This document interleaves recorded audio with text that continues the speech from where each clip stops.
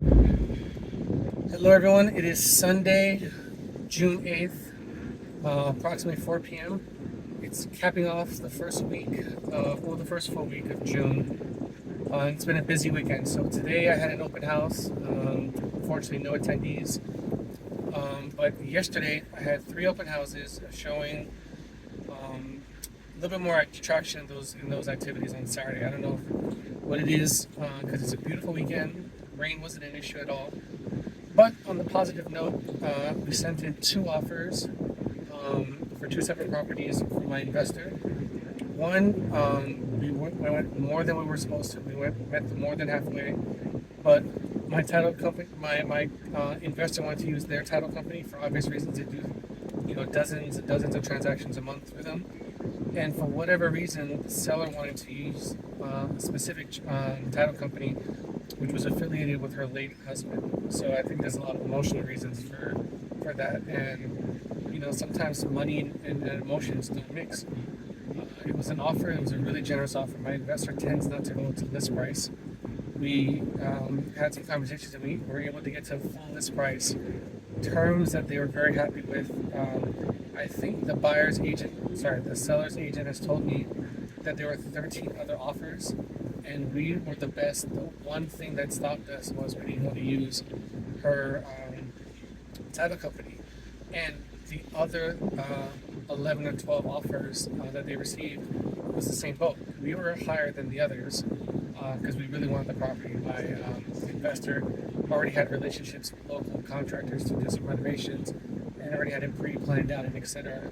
and a good sense of what they can get for the after repair value.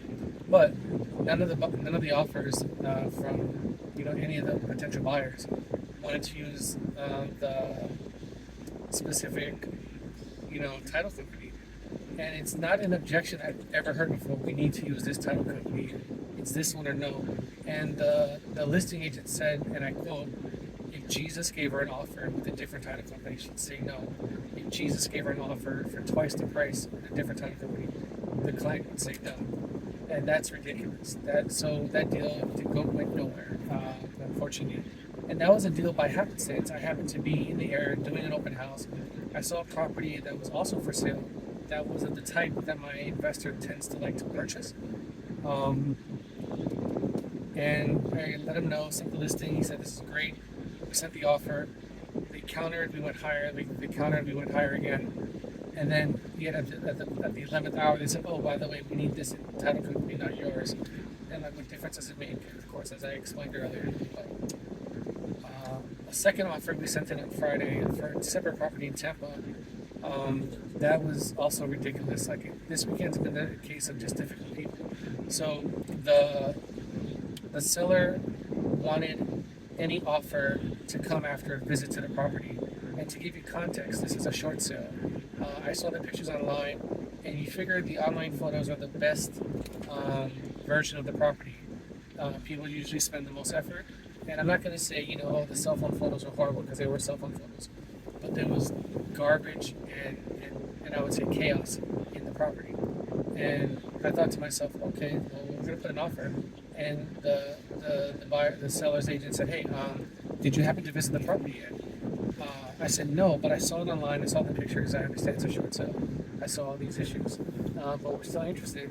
And he said, no. Did you visit the property? I said, no, why? Why would I have to visit the property? He said, well, if you don't visit the property, your offer will be disqualified. And I said, why? And he said, it's very important that the seller that people see the property first. And I said, sir, to be perfectly honest, your seller's property is horrible. We're buying it because it's horrible. My client has goals and ideas for it. I don't have enough masks over from COVID to want to walk through that property. Like, why? There's literally cat poop as far as I can tell on the couch. He said, well, the seller wants it. I said, fine. So I went on Showing Time, the app I use to schedule showings, and I set up a showing for later that afternoon. I had no plans to visit, but I wanted to put it in to show that I did want to, meet them halfway, even though I was never going to walk through the property. And that same Showing Time request was declined by the seller, and the reason for the declination was family sickness must reschedule. So I called the agent and said, hey, what's going on? Like, why are you doing this? Like, I want to put an offer. He said, well, did you visit the property? I said, your seller won't let me. He called the seller and said, oh, yeah, there's a family sickness. I'm like, so can I make an offer already? I was really annoyed.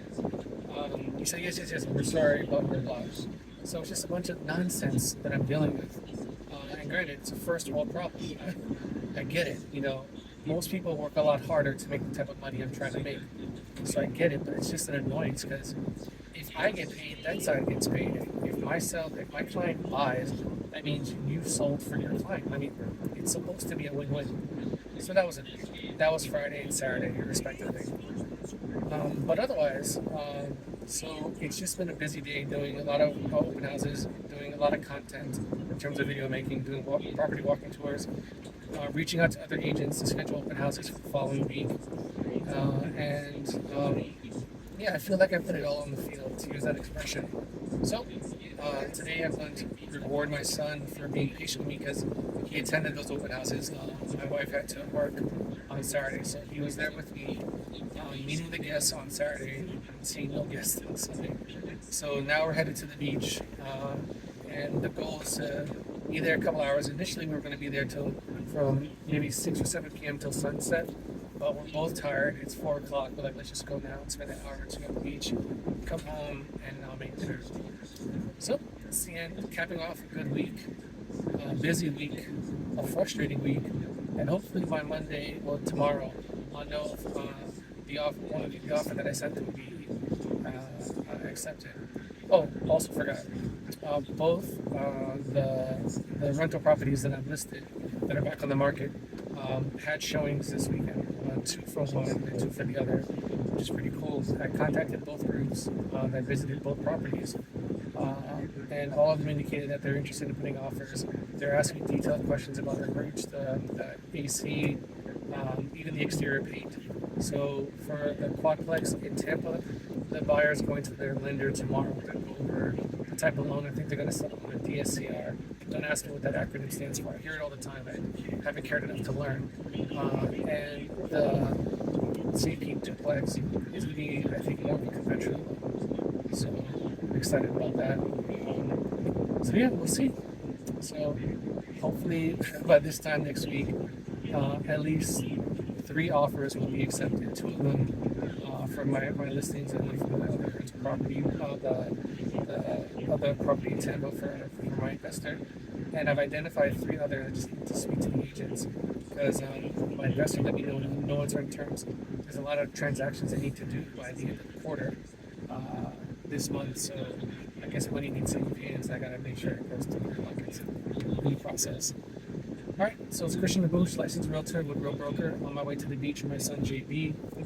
It's been a great weekend. It's been busy, and time to get even darker. So talk to you later.